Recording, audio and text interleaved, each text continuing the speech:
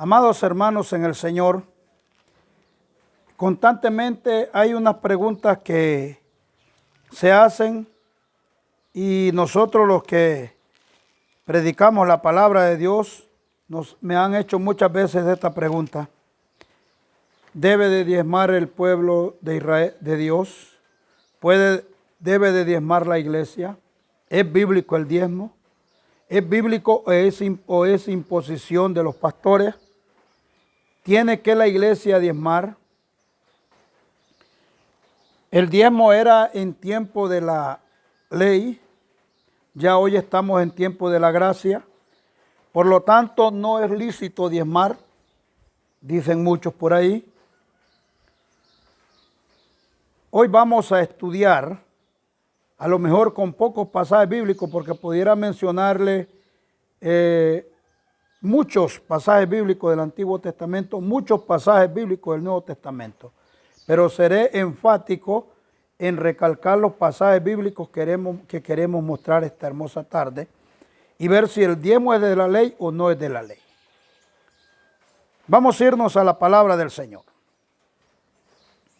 Dice en el capítulo 14, en el versículo 18 del libro de Génesis: entonces Melquisedec, rey de Salem, sacerdote del Dios Altísimo, sacó pan y vino y le bendijo diciendo: bendito sea Abraham del Dios Altísimo, creador de los cielos y de la tierra, y bendito sea Dios Altísimo que entregó tus enemigos en tus manos y dio a Abraham los diezmos de todo.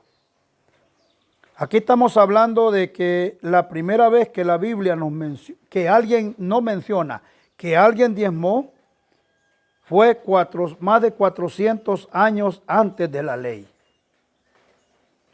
Que Abraham le diezma a Melquisedec. Más tarde vamos a ver quién era Melquisedec, pero dice que lo primero que hizo Melquisedec es bendecir a Abraham. Sacó pan y sacó agua y bendijo a Abraham.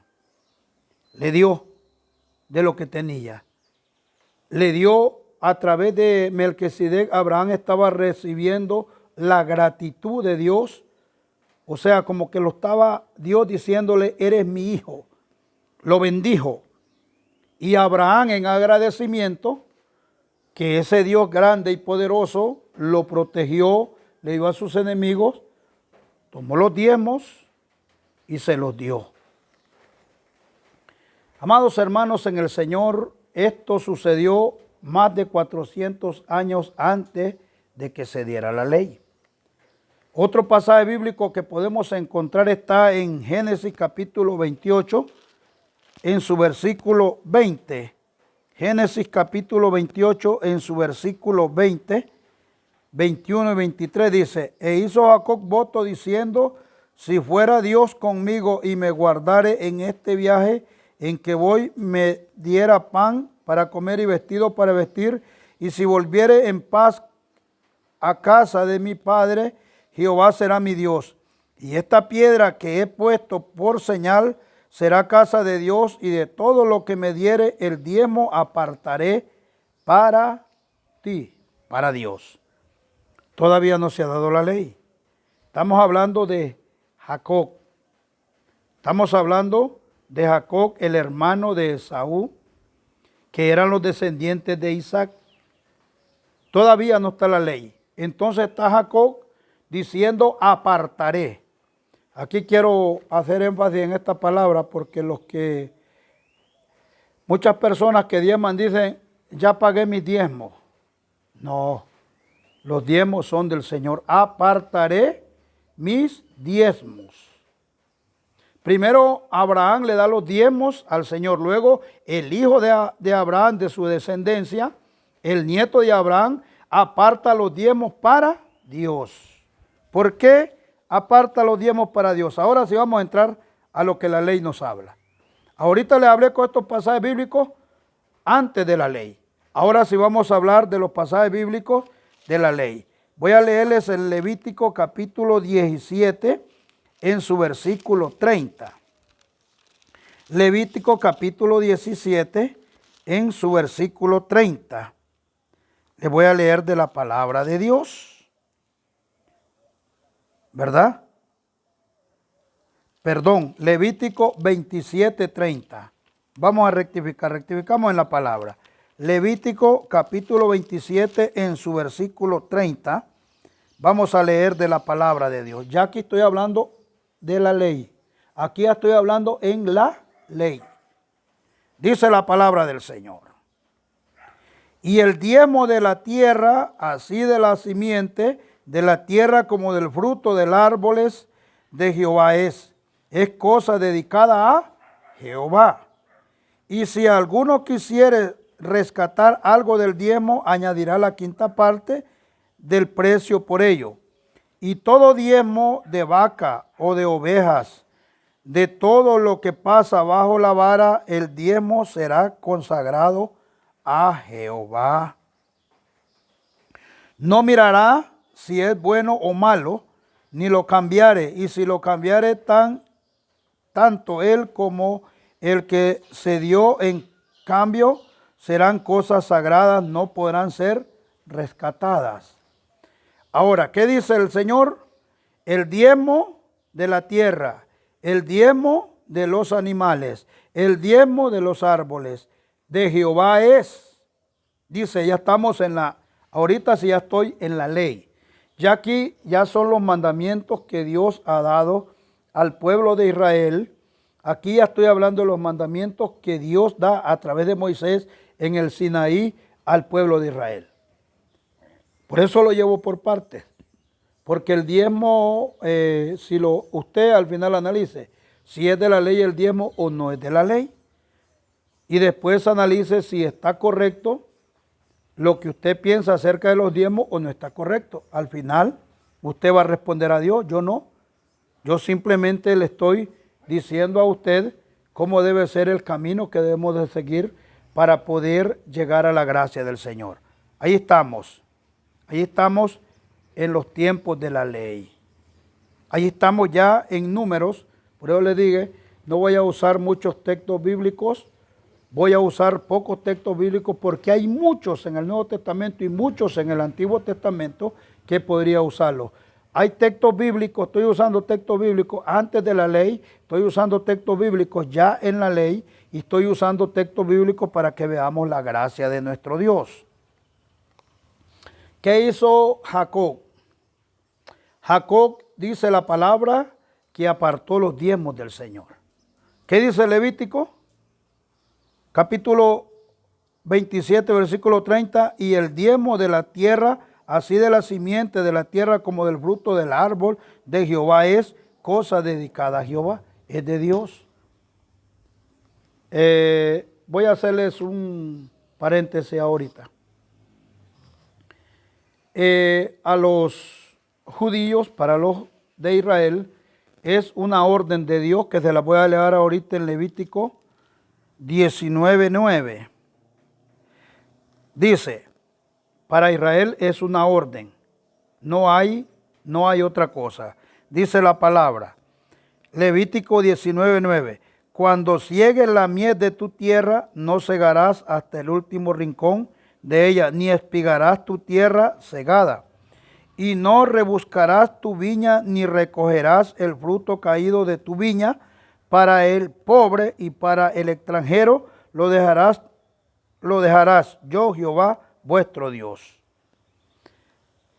Hay una orden para el pueblo de Israel y yo creo que para el cristiano también tiene que ser igual, porque somos pueblo. Ellos son el pueblo elegido de Dios. Nosotros somos el pueblo redimido de Dios por la sangre de Cristo, por el sacrificio que Cristo hizo en la cruz del Calvario. Más o menos a unos, de aquí donde estoy yo, a unos 5 kilómetros, están una empresa que es de los judíos de Israel. Ellos tienen unas cantidades muy grandes de siembras de sandía. En 400, 500 manzanas, 600, muchas sandías siembran. Lo que les quiero platicar es que como para ellos es una ordenanza esto, los primeros 3 años yo mismo iba a reparar maquinaria allí en la sandillera y los días martes y los días viernes eran los días que ellos tenían para regalar las primicias. Las sandías más grandes Las más grandes, uno llegaba, traía su sandía, solo le daban una, agarraba su primicia y la llevaba. Las sandías más grandes, le hablo de sandías que pesaban entre 80 y 90 y 100 libras, hasta 110 libras llegaron a pesar una de las primeras sandías que ellos sacaron, porque para Israel es ordenanza traer las primicias. Para la iglesia yo digo que igual es, porque somos el pueblo de Dios. Entonces, estos muchachos también cuando terminaban de recoger, cuando sacaban la cosecha, hacían esto que dice Levítico 19:9, no cegaban todo, dejaban para el rastrojo. Mire, amados en el Señor, solamente le decían a los dueños de carro que le dieran una ofrenda al vigilante para que el vigilante pues recibiera algo. Le daban una ofrenda de, ¿qué digo yo? Unos 200, 300 pesos y entraba usted al lugar y llenaba su camión. Todo el mundo iba a recoger, venía gente en bicicletas, en motos con sus sacos llenos de sandía. Primeros 3 años. Al tercer año ya no dejaron rastrojo, sino que empezaron a vendérselo a un comprador de sandía muy fuerte que hay en esta zona. Y empezaron a venderle toda la sandía, ya no hubo primicia, ya no hubo rastrojo, ya no hubo nada. Ya había que ir y comprar a como el vendedor de sandía se la vendiera. Los otros días platicando con uno de los encargados, me dice el ingeniero que estaba antes, el ingeniero también lo cambiaron, ¿verdad? Ese era el ingeniero primero que estaba.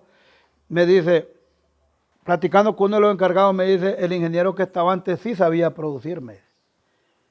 Mire, me dice, nosotros sacábamos, y a mí me conta, 17 furgonadas de sandía, los llevaban para el puerto a empacarla y ya a exportarla, porque ellos tienen contrato de exportación. Y ahora me dice, no sacamos pero ni el 30%, no sacamos pero cuando mucho 7 furgonadas diarios. ¿Saben qué le digo? ¿Sabes? Vos no sabes todavía por qué le digo. Porque ellos tienen como ordenanza de Dios dar este versículo de la Biblia una orden para Israel. Entonces no lo cumplieron y la cosecha se les fue abajo. Miren, hoy les soy honestamente y lo digo con tristeza porque no me alegro de eso.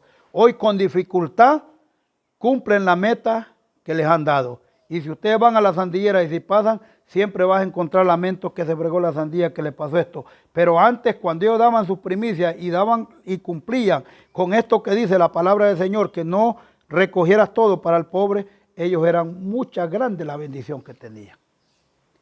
Ahora, ¿por qué te digo esto, hermano? Tú estás bloqueando tus bendiciones muchas veces y no te das cuenta. Otra cosa que les voy a decir. La palabra del Señor en el libro de Apocalipsis, en el capítulo final, dice que estas cosas fueron escritas para los que creemos en Él, seamos salvos. Pero luego también dice que el que le quite a la palabra, se le quitará su nombre del libro de la vida. Y el que le aumente también se le aumentarán los castigos. ¿No crees que le estás quitando la palabra de Dios cuando te pones de tu parte y buscas cómo justificar lo tuyo? Piensa, hermano, piensa.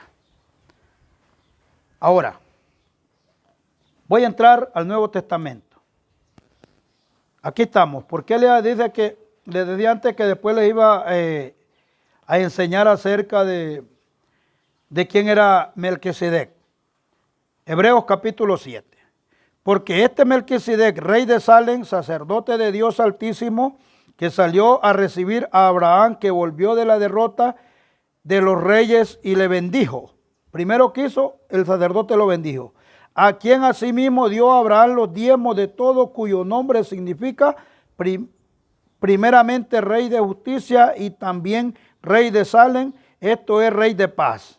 Todos estos atributos son del Señor Jesús.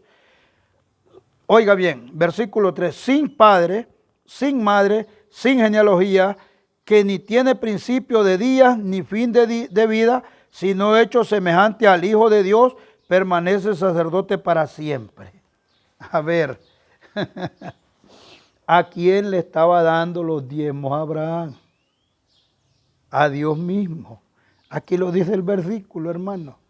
Dios hecho hombre, dice el versículo 3, sin padre, sin madre, sin genealogía, que ni tiene principio de día ni fin de vida, sino que hecho semejante al Hijo de Dios, permanece sacerdote para siempre. ¿Quién es el sacerdote para siempre? Cristo.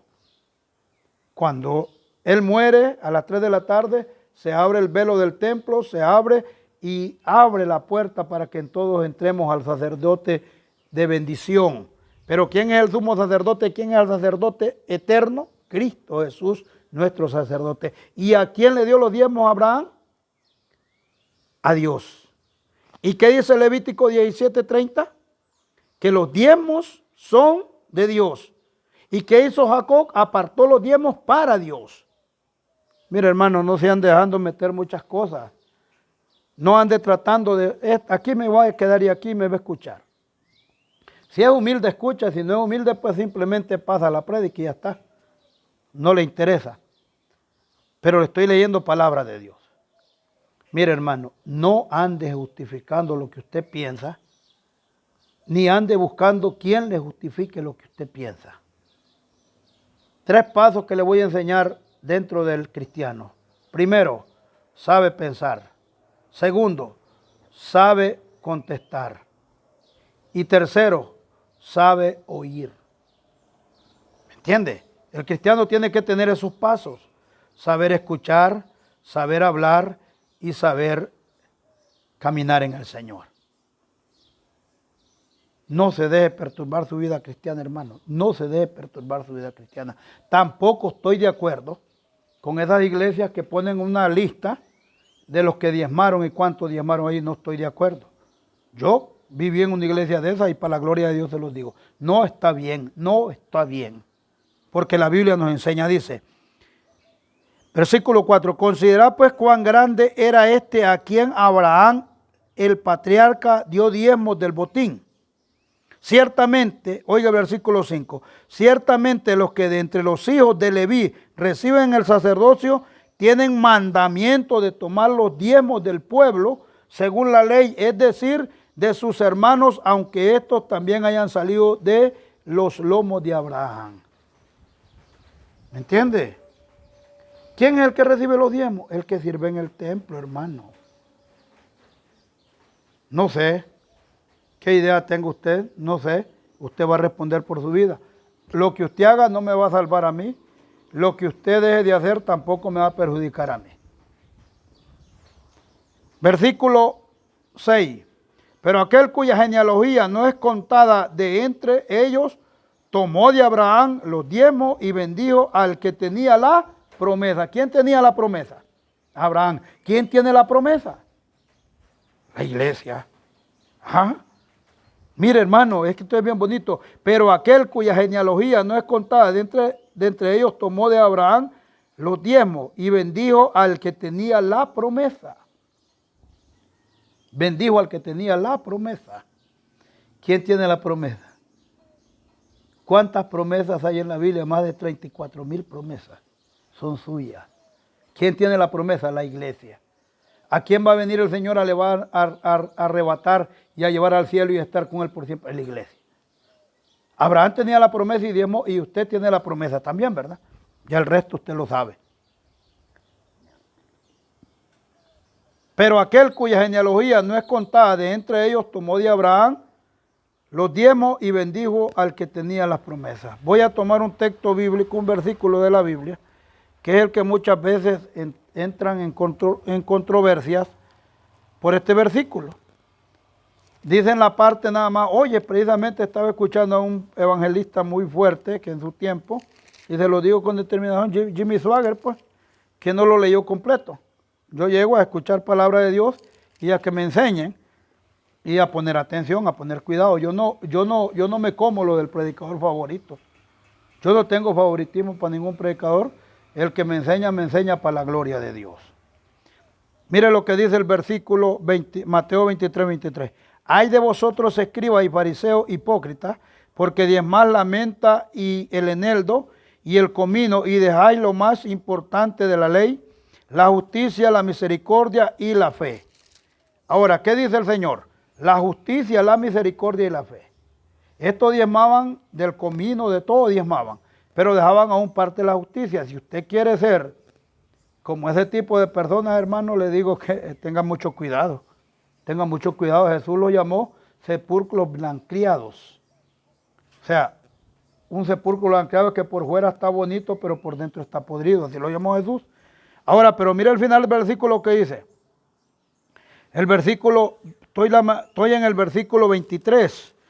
Mateo 23, 23. Ay de vosotros, escribas y fariseos, hipócritas, porque diezmáis la menta y el eneldo y el comino, y dejáis lo más importante de la ley, la justicia, la misericordia y la fe. Oiga bien, esto era necesario, o sea, cumplir con la justicia, cumplir con la fe. Era necesario diezmar. Esto era necesario hacer sin dejar de hacer aquello. ¿Qué? Sin dejar de diezmar, hermano. Mire, yo me da tristeza. Me da tristeza de verdad por los cristianos que piensan de esa manera. No le podría decir de las bendiciones que yo recibí, que he recibido del Señor. En mi tiempo que he vuelto a mi Dios, que he vuelto a mi Dios, que he vuelto a las manos de cuales yo salí.